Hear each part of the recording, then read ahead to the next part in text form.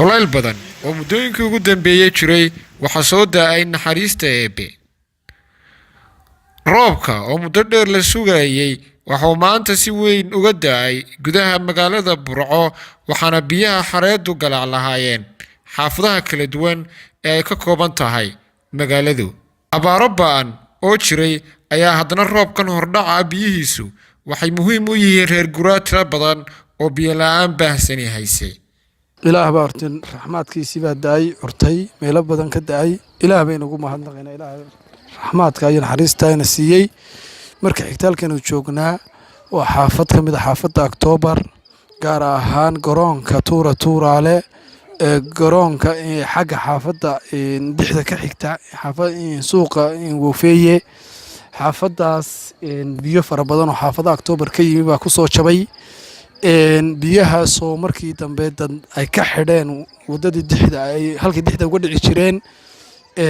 sawirada waad ku arki doontaan biyahaas oo istubay xaafadihii hortoodii daarii hortoodii iyadoo ay halis u yihiin inay bulaacadaha kaga xaroodaan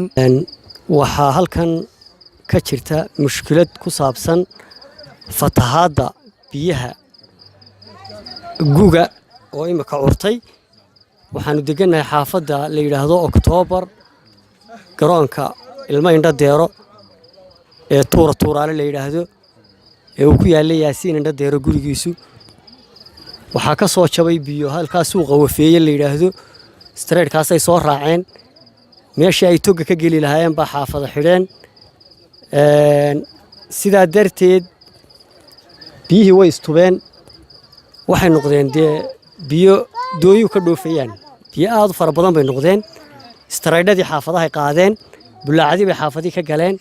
guri walba waa hortuban yihiin weydinka arkaya caruuru gurigii oo kana waa taa caruurtu halka ka dhuuqayso halka weeyaan meesha inanta yar liqday hadeerto waad arkaysaan waa joogayga waa ka dheertay halkaas Soomaaliyeed marka waxa weeye biyahaasi dhibaato badan bay ku hayaan marka imika 10 casho yaalaan aqli baa leediina maxaad u malaynaysan ummadina way degan tahay kanaaca ka dhalanaysa urbay keenayaan saxaxuma ka jirta waxa khatara cudurradii ka dilaaci jiray wadanka inay dilaacaan xaafadan October gaar ahaan xaafadan wadada la yiraahdo Wofeeye madaxa ay kaga taranto toga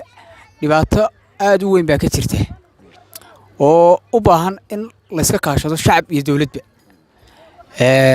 waxa weeye wadadaasu wajahadii hore ayay ka soo xiranta biyaha roobka ayaan inta badan looga faa'iideysan sida ugu haboon iyadoona bulshada reer guraaga ee reer Somaliland ay si weyn ugu tirsan yihiin biyaha roobka walow roobabka gugu ay sanadkan soo daaheen gudaha Somaliland haddana magaalada Burco iyo deegaanada hoos yimaada ayaa waxa ka curtay roobab mahigaana kuwaas oo maasheeyay deegaano kala duwan Sakriye Ilyas Jakarta Burco.